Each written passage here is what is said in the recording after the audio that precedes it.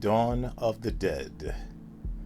The first time I heard of Romero's middle masterpiece in his original Dead trilogy was when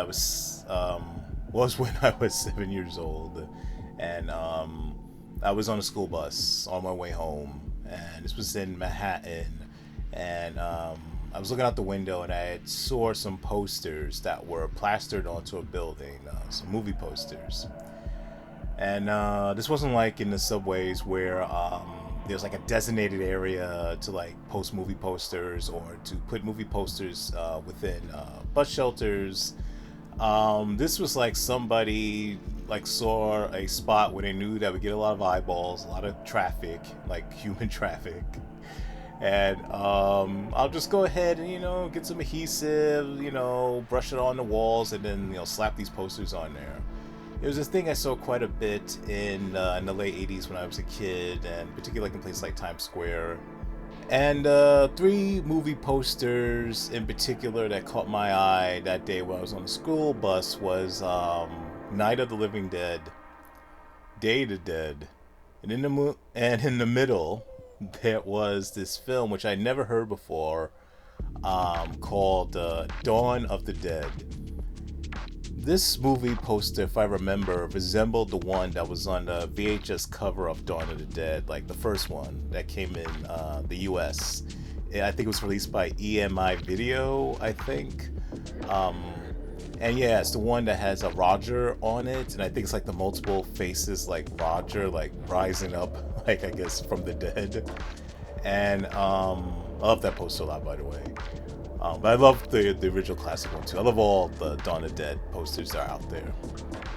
And so when I went home, I had asked my mother what was Dawn of the Dead, and she had told me that it was the sequel to Night of the Living Dead. I thought, oh, cool. Like, I thought like the only sequel Night had was Day of the Dead. I didn't know that there was an installment between the two of them.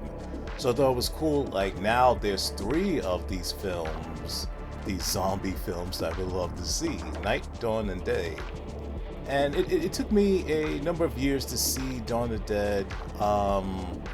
It wasn't an easy film to find. I remember over the years from that point forward that I'm sorry, like it was hard to find in video stores. At that point, it was out of print, and I went to multiple video stores, and I could never find Dawn of the Dead. I was able to find Day here and there, but Dawn was just not to be found. And then I learned some things about Dawn of the Dead over the years before I saw it, like its concept, its well-known plot about four people who hold themselves up in a mall, in the shopping mall, and they battle the undead. And I thought that was such a cool and clever concept. And I just knew that at some point me and Romero's masterpiece would cross paths, and it did. I think a week or two after I first saw Day of the Dead, it was in this video store that I didn't frequent that many times. I think I could count on one hand the amount of times I went there. I wish I remembered the name of the video store that had Dawn of the Dead, that finally had Dawn of the Dead. And it was like a great surprise, like seeing Dawn of the Dead in person for the first time. It was almost like the Holy Grail, like me coming across this movie. I remember seeing Dawn of the Dead in his video store, and I remember picking up the cover, looking similar to the poster that I saw years earlier. At this point, I was 13 years old, and I turned to the back, and I was super excited, but I don't want to say I was deflated, but I don't know, maybe my joy was tempered just a smidgen, because I saw the back and I saw the way the zombies looked, and I'm like they're blue, like. And there's like no latex appliances on them. It's like they just are people covered in blue or bluish gray makeup. And I don't know. Like I mean, I knew ultimately that wasn't going to detract from my enjoyment of the film, but I was expecting like the effects to be a little bit more, I guess, complex. Particularly, I saw Day of the Dead for the first time. Like less than 2 weeks before, and just being so impressed by the makeup in that movie.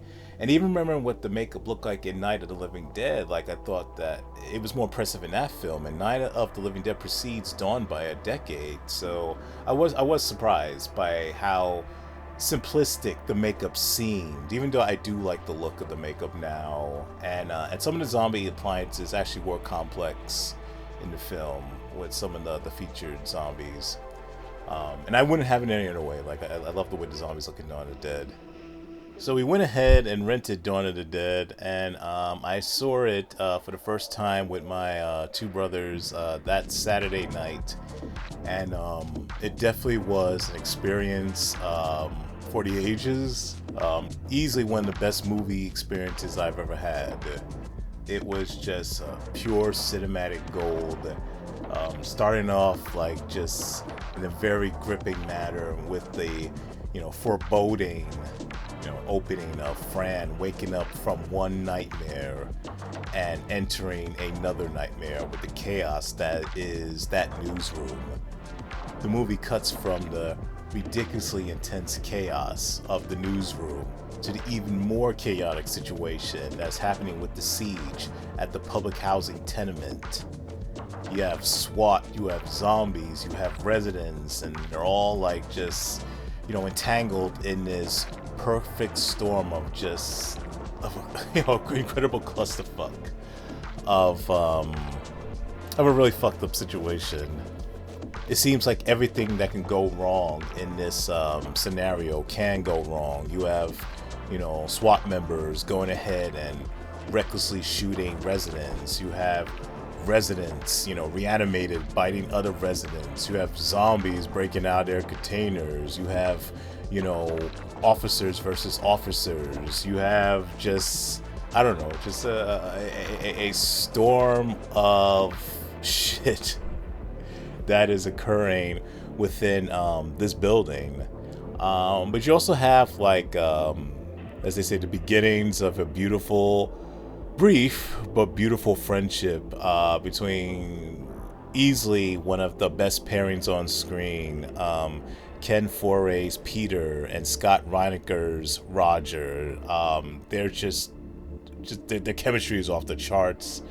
They're just such great buddies and such badasses as well.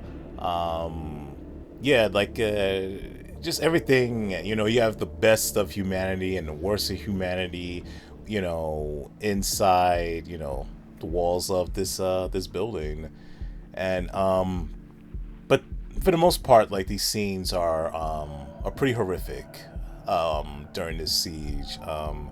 The probably the most disturbing moment for me in this film is the moment with the bite, the first bite you see in the movie, and maybe the first up close and personal zombie bite ever on screen. I'm sure, like, I know zombies have bitten people before on screen before Dawn of the Dead. Of course, they got bitten. Actually, I don't think there was any actual on-screen biting inside the first Night of the Living Dead. And I know there's other films like Let Sleeping Corpses Lie, and you got the Tomb and the Blind Dead stuff. So, and I haven't seen all those movies in that franchise, so maybe there was there, but there's just something about the way that you see the first bite in Dawn of the Dead. I haven't seen anything like that in cinema before that. It just took it to another level, maybe because of just the incredible detail of the bite, of the chomping, crafted by, the legendary Tom Savini, the way how Romero shot it, the acting in the scene by the woman who gets bitten. The scene is the one where basically, there's chaos everywhere in the halls and the stairs, and this apartment door is open. This zombie goes ahead and just starts walking around outside the apartment. There's a woman inside the apartment who recognizes the zombie. I think she either is clearly someone that the woman knows and cares for a lot. At this point, I'm not well, I don't know if she knows that he's been zombified yet. But she runs out there, the SWAT team are telling her, get away, but she's not listening.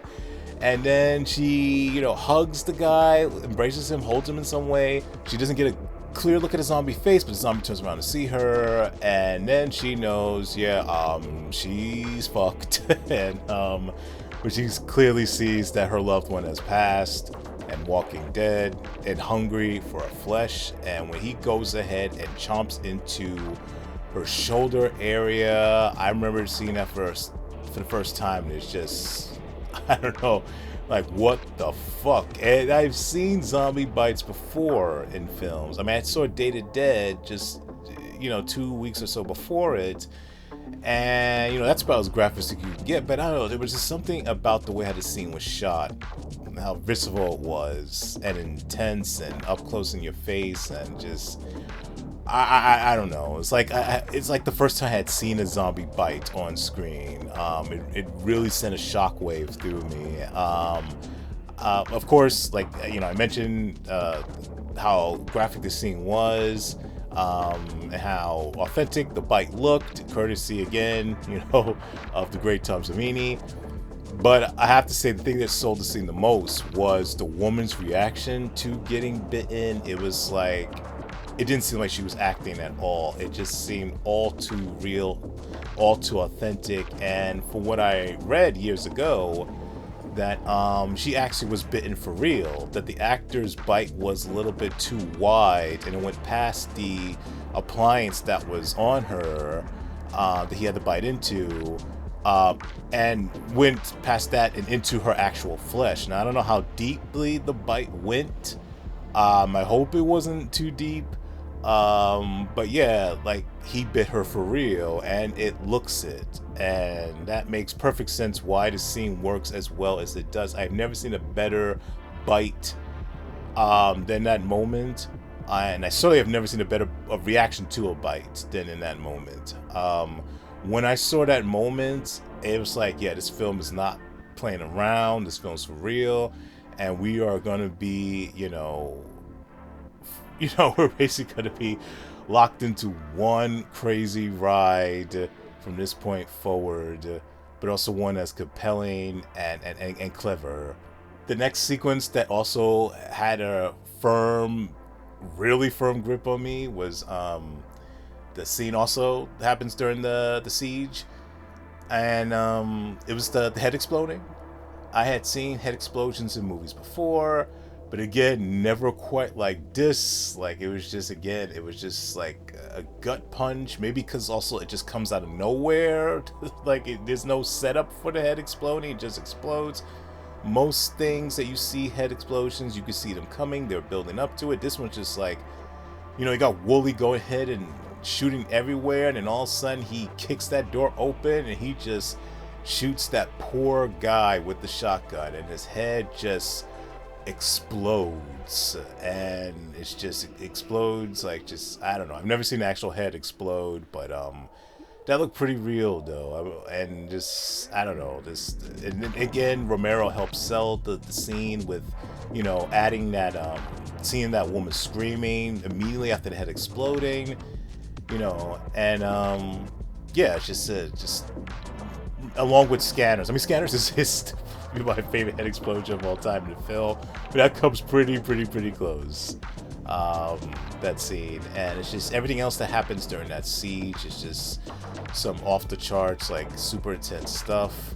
And then you got the stuff that happens in the dock.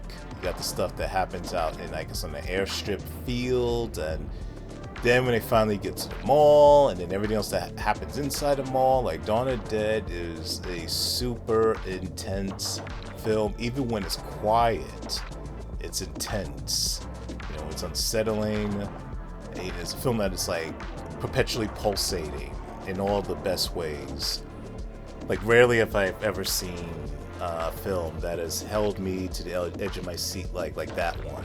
Like, only few that come to mind, like, Day to Dead and Requiem for a Dream, and a few others that just, like, it just has this iron grip on you, that doesn't want to let go, and you don't want it to let go. And of course, like, the reason why Dawn of the Dead has such a hold on its viewers is, the horror, of course, the gore, the tension, the suspense, all that is expertly done. And in regards to the gore. Yeah, we all know it's explicitly done. Um, but it's not just the horror in the film that has a hold on you. It's the drama. It's great characters like Peter, Roger, Fran, and Steven, performed perfectly well by Ken Foray, Scott Reiniger, Galen Ross, and David Emge. Ken Foray's Peter is just unquestionably one of the all-time greatest badasses in anything ever. Like he's just like I don't know, like the one of the greatest like ultimate superheroes who's not a superhero on screen, like in terms of being superpower. Like he's just like so effortlessly cool and effortlessly commanding. But he also has like he's also like compassionate as well. Like, he's not just some guy who's just tough and but doesn't like look out for others. Like he like or doesn't care about others. Yeah, like at first like he's appears like super stoic and all that other stuff, and what you would typically expect of like a tough guy, particularly like of that era. But there's a lot to him. There's layers to him. Like he's smart, thoughtful, resourceful. Yeah, no, he's just a great model of what a badass hero character should be. And then you have Scott Reiniger as, I guess, the best partner that anyone wished they could have, like in battle. Roger. He's just also so cool, so witty, so down to do whatever it takes, to get the job done. But also maybe to a fault, like in terms of being reckless. His recklessness does unfortunately do him in the end.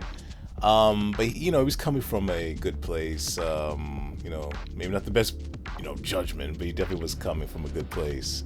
Yeah, just like I said before, like Reiniger and Foray just make such an amazing pair on screen. It would have been great if we had seen more collaborations between the two. I think the two of them are together for a very brief bit of time in Night Riders. It was nice seeing like a reunion there, but I would have loved to have seen the two of them in more on-screen stuff.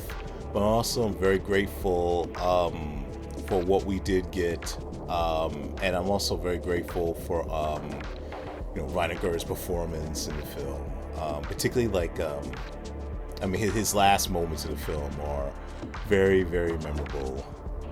You also have Galen Ross's Fran, who I think is like the audience surrogate. Like she is basically, what most people would be, who most people would be in that situation. Most people don't have the experience of being SWAT, being well trained in like fighting and stuff like that. Most people don't have the ability to fly helicopters.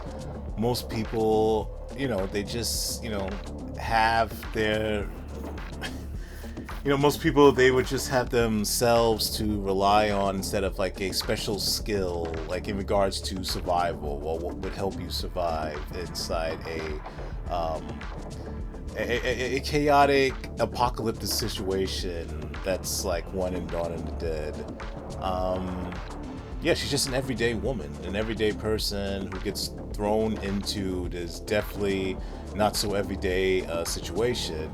And then she's pregnant on top of that. And then also having to be in the middle of, at least in the earlier part of the film, some of these tensions within the quartet, the four main protagonists.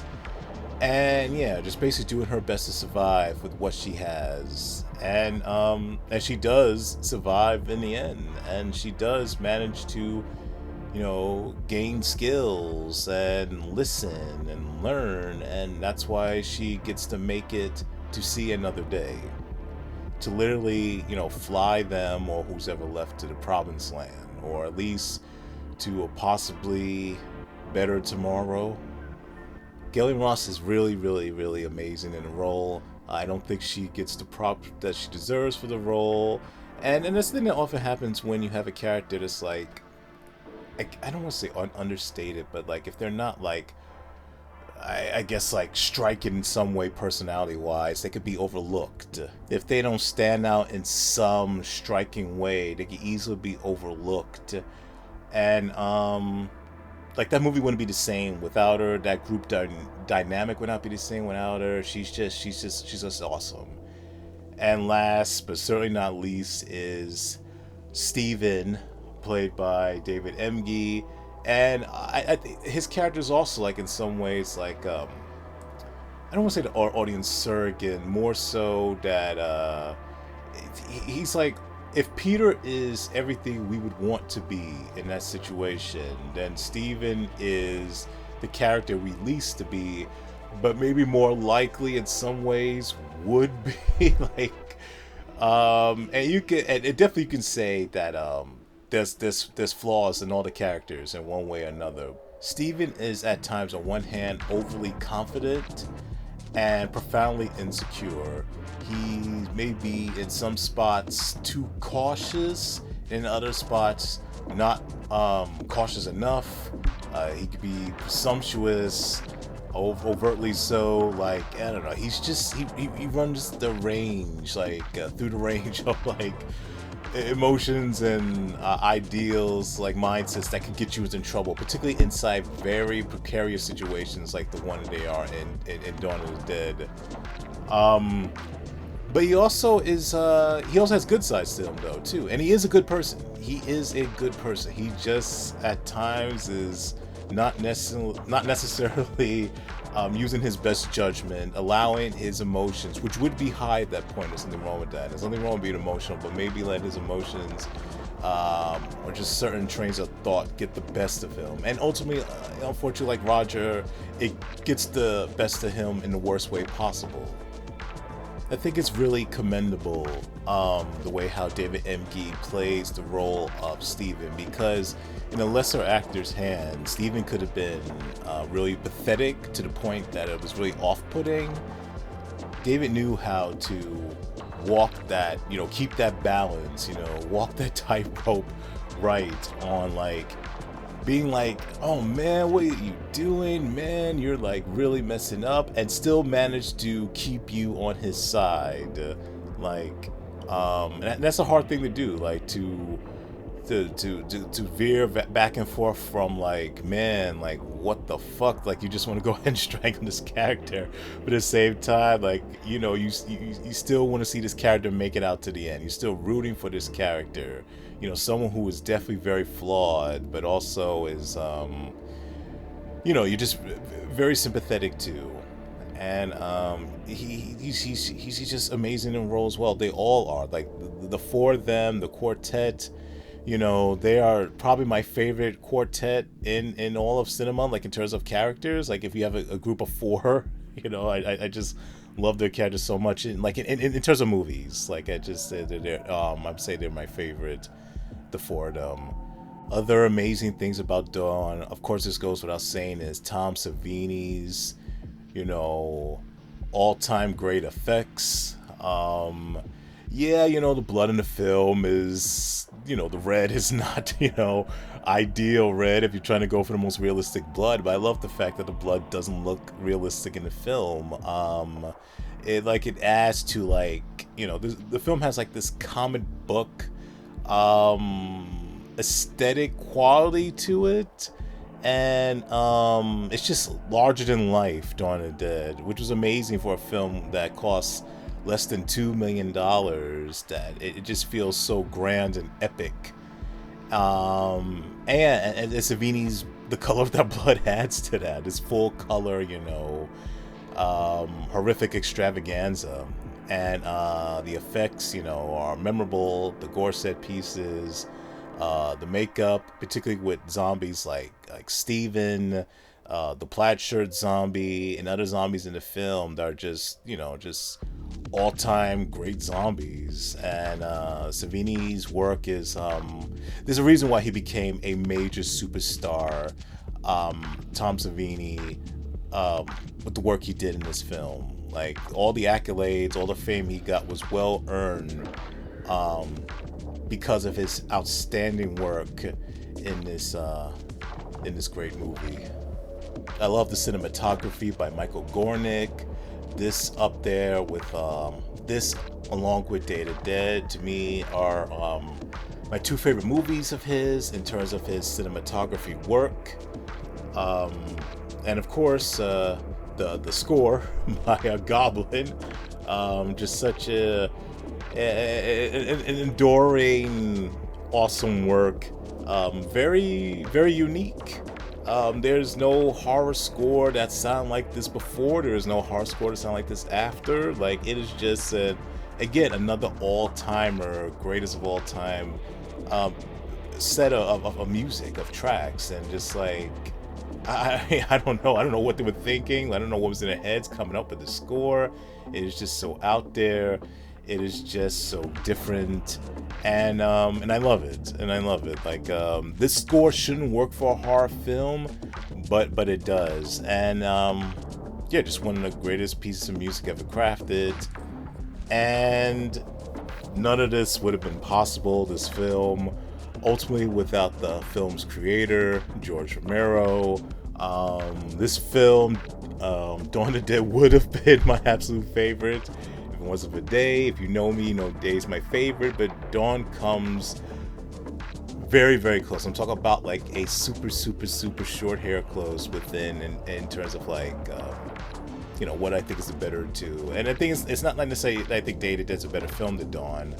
They're both like equally strong, but it's just like things in Day that I prefer. It just in terms of my sensibilities, the more somber, darker aspects of Day. But yeah, like, Dawn of the Dead is a full-blown masterpiece. There's a reason why this film resurrected George Romero's career, at least in terms of like in the mainstream. Yeah, and it's as good as everybody says it is. Dawn of the Dead. Romero's writing in this is up there with his best, along with Day to Dead. Like the situations that he crafts in his film, the characters he created, the concept, of course, like such a simple concept like zombies in the shopping mall, but it works, and it works to pitch perfect effect.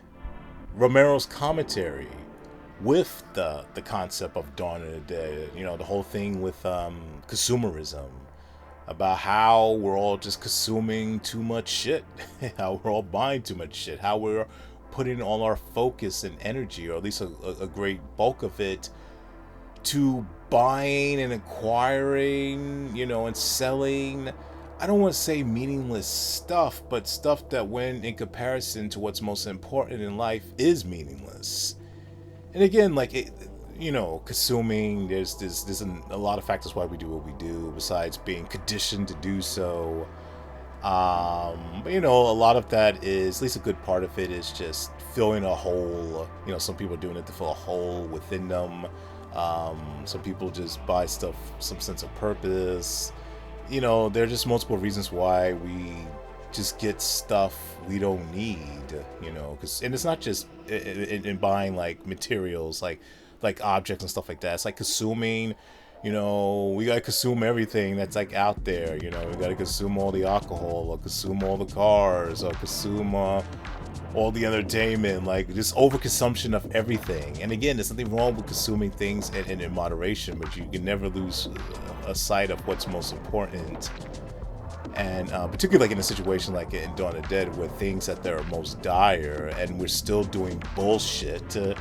You got those raiders that come to the place, and you would think survival would be most, optimal, like on your list of doing things. But no, let's break into this place, and not let's break into this place so we can go ahead and have refuge, a place of refuge for ourselves. No, let's take over this place so we can steal shit, and then just get what we need and go, and leave this place in shambles. So yeah, just like in terms of like consumption, like some people may think it's the zombies with the consumption problem, and the zombies, for human flesh, and on the surface level, that's certainly it. But yeah, Romero's not being critical. I mean, this goes without saying, not being critical of the monsters, the zombies, the shamblers, the walkers. It's critical of us. It's always been critical of us. In fact, like the zombies this is the one that Romero really makes it clear that he's sympathetic towards the dead. Now, he never has villainized the dead ever. Even going all the way back to Night of the Living Dead, they see the zombies seem more like victims than monsters. Even though it's clear that they are monsters, particularly Night of the Living Dead. Night of the Living Dead, like, they are monsters. But even then, he doesn't villainize them. It's just like they're just these things that are out there doing what they are supposed to do. You know, that's it. Nothing more. No thought, just instinct. And while man has forethought and all this and that, and still does monstrous things, like man can control their monstrous urges, and like the zombies, but they choose not to. They choose to get in petty bullshit squabbles, instead of like making things better for the world, or even just making things better for themselves. But Dawn is really where it's super clear Romero's on the side of the zombies, and he even shows them in like empathetic, I don't want to say sympathetic like, it's the wrong word, but sympathetic like. It's sympathetic like, with at least some of the walkers, the dead in the film. Some of the zombies, like you got that zombie with, you just see some of them stumbling about. You see some of the zombies, they get robbed from the raiders, they get beaten by the raiders. Some of the zombies slip and fall and look silly on purpose. And then, of course, you got the zombie you feel sorry for the most was the scene with Peter, Roger, and Steve in there in the car. They're doing their thing. They're trying to clear the mall once and for all. And you got Fran, who's inside the department store. She's locked in there, intentionally so. And then you got that zombie on the other side of the glass, because Fran's like on the floor just looking about. And you got that zombie who sees her, and he's not agitated when he sees her. He's not looking at her as food. He's just quiet. He's just calm. And he's also very, very sad. And in that moment, Fran's actually sad too. And they're both like two beings, two souls that just for one brief moment, just I see you, and I feel you. Romero, I just love the fact that his stuff always has a lot of substance to it. Like, you want to enjoy it just for the thrills, and Dawn of the Dead has a lot of them. You got that, but if you want to get something more out of it, something like for your mind to chew on, there's a lot, to consume in that way. One other thing I love about Dawn of the Dead is also, another thing is it's like the world's first survival action horror film. You think survival action, when the term survival horror, that's what I meant to say, survival horror. You think like Resident Evil, Resident Evil was, it certainly wasn't the first survival horror game, but it was the first one, I guess, to bring about that banding, a particular genre of games, horror games, that have both a significant horror and action element. And if Resident Evil was the first one to at least bring that concept of a genre to the mainstream in video games, Dawn of the Dead is certainly the first one to do that with cinema. There is no horror films before Dawn of the Dead that was like, I would say equal parts action and horror. Of course, drama in there as well. It's just really action-packed and thrilling. Like, it's very unsettling, very disturbing, Dawn of the Dead, very compelling and riveting. But it's also, like I said, it's really thrilling. I wish more people talk about the action-packed elements of Dawn of the Dead. And Zack Snyder, of course, took that to another level with the remake. Some people weren't necessarily thrilled with it, but I was. I think that was the smartest direction to go, because you're not going to outdo Romero in terms of like social commentary on drama. And by the way, I am a big fan of Dawn of the Dead 2004. I did a video on it not that long ago, off-the-cuff thoughts. Even though when I first heard about it, I was like, I actually thought it was like borderline sacrilegious. I actually was really upset when I heard about it. But by the time the film came in theaters and by the time I saw it, I'm like, I love this movie. Of course, the original Romero's 78 film is easily the better of the two. It's the superior film. But Snyder's remake is definitely a great movie as well, and one worth remembering and worthy of Romero's original. But getting back to my first viewing of Dawn of the Dead, I guess to close that out. So all the things I mentioned is why I love. But the first viewing was so great with Dawn of the Dead, and watching with my brothers, the first time they're seeing it. The memory that I cherish the most from that first viewing is when it was during I guess the climax of the film, which is also the ending of the movie. At this point, like the mall is in shambles. The bikers, they've done their thing. The biker gang, they've looted the mall. Most of them got out with their lives, with the whole lot of shit. The zombies have reclaimed the mall. At this point, Steven has died during battle, and he has reanimated. And he comes out of the elevator, walking the best zombie walk I've ever seen. I don't know how David Emge done that. It is fantastic. The way how he was walking, so creepy, so cool, and he leads the zombies, up to the home area of what was once the quartet. At this point, it's only Fran and Peter are still alive. Leads them upstairs. Peter knows they're coming, and he prepares for them. Fran's like, there's something we can do. We need to move on. We got to get out here. And Peter's like, done. Peter's like, I don't want to go. I really don't. And I remember hearing him say that and looking at the expression on his face. I'm like, this guy's going to kill himself. This guy's going to kill himself. And I really felt this like pit in the bottom of my stomach, because knowing Romero doesn't fuck around with endings. He's actually had some pretty bleak endings with some of his films. And of course, his most famous, most bleakest ending, Night of the Living Dead. Like Romero is not scared to kill off the hero. And I'm like, is this history repeating itself? And I could feel it in the room. Like my brothers were having like similar feelings. Like, oh no, this guy's so great. This guy's so awesome, Peter. Like, he's about to do himself in. Like, don't do it. But it looks very clear he's going to. At that point, Peter's like telling Fran, like, get out of here. And he reluctantly, Fran leaves. She goes up to the roof, to the copter. At this point, the zombies start spilling in. Steven goes in. Peter Mercy kills him, and then he decides to go into a bedroom as the zombies continue to spread out inside their home area. By this point, Fran, she's on the roof. She's in the copter. Revs up the helicopter, but doesn't quite take off yet. Still hoping that Peter comes to his senses. And he's in the room, Peter by himself, zombies outside, about to get in. Peter presses that small gun against his head. His face looks so tense, so determined, and looks like he's going to do it. And when that pit just grows bigger, like, oh no, he's really going to do it. And then you have that scene, it looks like a beach for a moment. It's like a quiet lull amongst the chaos for a moment. And then that zombie breaks in, that first zombie, into his bedroom. The door flies open.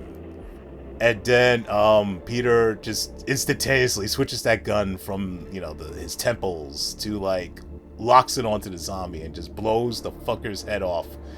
And that music goes, at that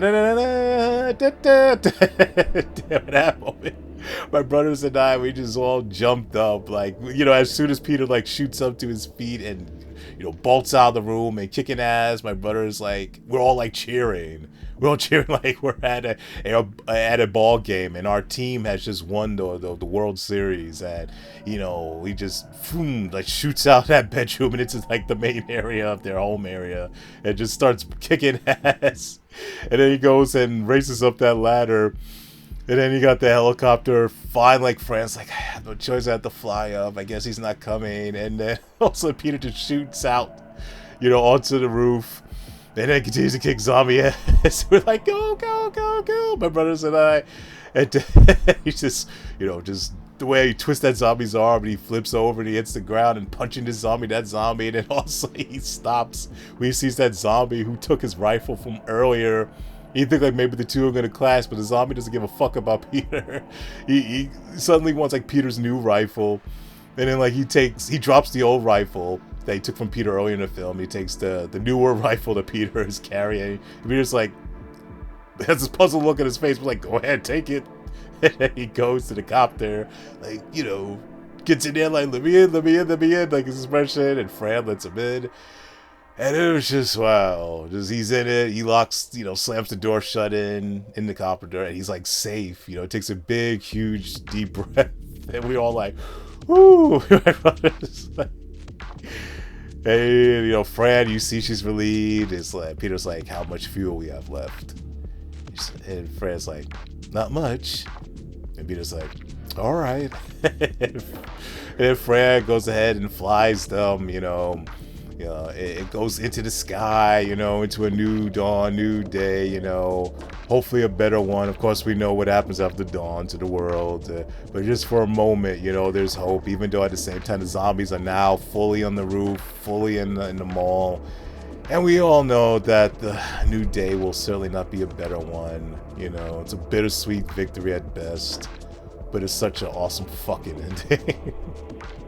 Yeah, so remember that like it was yesterday, and yeah, just for that moment alone, like Dawn of the Dead will be one of the most cherished films that I've ever had the pleasure, the honor to watch. So, I don't really have too much more to say about Dawn, not because I don't love it. I love it so immensely. Like it's immeasurable the amount of love I have for this film, and it has had a lot of influence me as well as Day has had.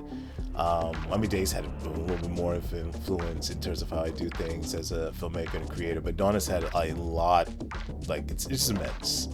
The impact Dawn has had on me, and it's a film I think about a lot. I guess just to wrap things up, I haven't seen too many people, cast and crew from Dawn of the Dead, the '78 film. That's not like I don't go to too many conventions. I'm not someone who searches out to meet celebrities, even celebrities who've had a big impact on me with their work. That's not really my thing. In autographs, talking to them, like to me, the work's enough. That's just a thing in general. Even with Day to Dead, I haven't met too many people who worked on that film. Not to say I wouldn't like to, but I just don't seem to go out my way to. I just don't go out my way to do those things because partly there's a part of me thinking, am I bothering them? This and that. Even in scenarios where clearly they want to be bothered, like at a convention, but I mean bothered in a good way. Like they're there for signings and to converse with fans and all that other stuff. But even then, I somehow think like, am I bothering this person? Even though this person's here to actually talk to fans and sign things for them and stuff like that. I did meet, of course, I met George Romero at this convention at Saturday Nightmares 15 years ago that I mentioned on my Day to Dead video that I did earlier this year. I also met Ken Foray. He was at the same convention. And the only reason why I met Ken Foray is because my brother Kevin. He had got an autograph from him. He had talked with him, and I was with him. And my brother has this great gift of gab and talking with people. And he and Ken Foray, they talked for a good while, and then I somehow or another joined the conversation, and it was a great experience. It was a great experience, like talking to Ken. I even have a photo with Ken, me and Kevin and Ken Foray in the same photo. And I just like the sincerity from Ken. Like we told him that we were filmmakers, and he seemed like really liked that we were like indie filmmakers and stuff like that, doing it ourselves. And he told us like to never give up, because I was like saying like we're gonna keep going. He was like, yeah, like and he meant it with, like I said, the most sincerity, and like just don't give up, like just keep on going and keep on going and keep on going. And I appreciate that. It didn't feel forced. It didn't feel like he was saying it to be polite. It sounded like he really believed in us. So like these two strangers, who at that point like barely meant anything at that point. And but I appreciate that. I appreciate the time he took to talk to us, because we talked to him for a good while too. And so, over the years, when I felt down about filmmaking, like do I have what it takes, or we're ever going to get the resources we need, I always, among many things, think about what Ken Foray say, like just keep forward, don't give up, keep making stuff. And I told him thank you for that at the time. But Ken, if you're listening to that, thank you again so much. Like that meant so much to me and Kevin. You talking to us and believing in us. Malls are a thing that aren't as plentiful as they once were, and for some of us, we have some good memories going to malls. If you're someone who hasn't been to a mall or would like to visit a mall again, but for one reason or another you're not able to do it physically, then maybe you want to be able to do it cinematically. And the best way to do that is to go ahead and visit the Monroeville Mall that has four people named Peter, Roger, Fred, and Steven battling the undead and bikers and doing it in a really, really cool, awesome, horrific, action-packed, compelling, dramatic, and most memorable of ways. And remember, when there's no more room in hell, the dead will walk the earth.